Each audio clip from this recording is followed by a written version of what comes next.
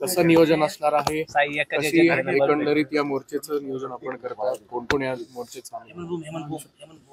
आजपासून किल्ले शिवनेरीला पहिल्या पायरीला नतमस्तक होऊन या शेतकरी आक्रोश मोर्चाची सुरुवात होते। महाविकास आघाडीतर्फे आमच्या नेत्या खासदार सुप्रियाताई सुळे यांच्या नेतृत्वामध्ये हा संपूर्ण शेतकरी आक्रोश मोर्चा आपण काढतो। कारण सातत्याने आपण बघतो शेतकऱ्यांची जी परिस्थिती ही बिकट होत चाललेली आहे। संसदेमध्ये सुद्धा माझं आणि खासदार सुप्रियाताई सुळे यांचं निलंबन झालं। आमची मागणी काय होती तर कांदा निर्यात बंदीविषयी चर्चा करा, शेतकऱ्यांच्या कर्जमाफीविषयी चर्चा करा।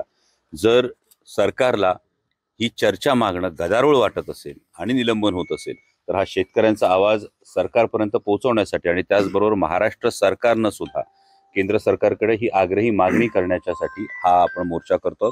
आणि किल्ले शिवनेरी पासून याची सुरुवात होऊन त्यानंतर जुन्नर, ओतूर, आळेफाटा, नारायणगाव, कळंब, मंचर, राजगुरुनगर, चाकण इथं भव्य मशाल मोर्चा आहे आणि त्यानंतर केंदूर इथं मुक्काम आहे। केंदूर पासून दुसऱ्या दिवशी सकाळची सुरुवात होईल। असं करत हा शिरूर लोकसभा मतदारसंघ त्यानंतर बारामती लोकसभा मतदारसंघ करत हा पुन्हा पुण्यात येऊन 30 तारखेला आदरणीय शरदचंद्रजी पवार साहेबांची विराट सभा ही जिल्हाधिकारी कार्यालय परिसरात होणार आहे, सेंट्रल बिल्डिंगच्या समोर 30 तारखेला। कसा प्रतिसाद आपल्याला, भूमिका काय आहे या मोर्चाची?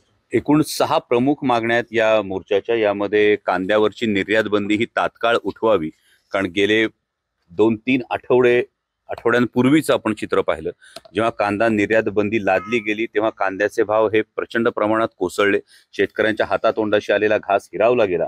महाराष्ट्र सरकारच्या काही प्रतिनिधींनी केवळ केंद्र सरकारमधल्या मंत्र्यांबरोबर फोटो काढून ही बंदी उठवली जाईल असं तात्पुरतं आश्वासन दिलं, त्याच्यावर कोणतीही कार्यवाही झालेली नाहीये। त्यामुळे कांद्याची निर्यात बंदी तात्काळ उठवावी, कांदा निर्याती संदर्भात एक ठोस धोरण हे आखण्यात यावं। दुसरी प्रमुख मागणी आहे ती दूध उत्पादक शेतकऱ्यांची।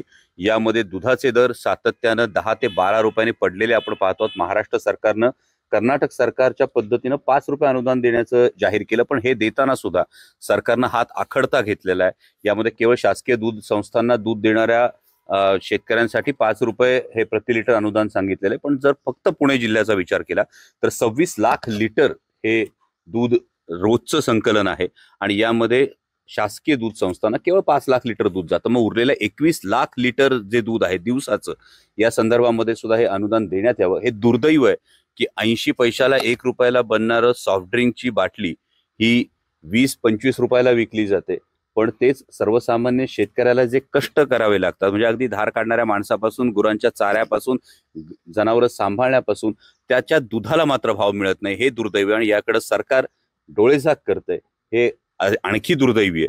तिसरी महत्वाची मागणी आहे ती बिबट प्रवण क्षेत्रामध्ये दिवसा 3 फेज लाईटचा अखंडित पुरवठा करण्यात यावा। जर जिथे व्याघ्र प्रकल्प आहेत या व्याघ्र प्रकल्पांमध्ये जिथं आजूबाजूच्या गावांमध्ये 3 फेज लाईट दिली जाते तर आमच्याकडे पण माणसंच राहतात ना। म्हणजे गेल्या 6-8 महिन्यातली आकडेवारी बघितली तर 8 मृत्यू झालेले आहेत, 22 हल्ले झालेले आहेत आणि गेल्या 2 वर्षात तब्बल 18,000 जनावरं दगावलेली आहेत। आणि दिवसा 3 फेज लाईट नसल्यामुळे फक्त रात्रीची 3 फेज लाईट असताना लोक पाणी द्यायला जायला सुद्धा घाबरतात, अशी दहशत आहे। मग या माणसांचा विचार करून मानवीय दृष्टिकोनातून दिवसा अखंडित 3 फेज लाईटचा पुरवठा करण्यात यावा।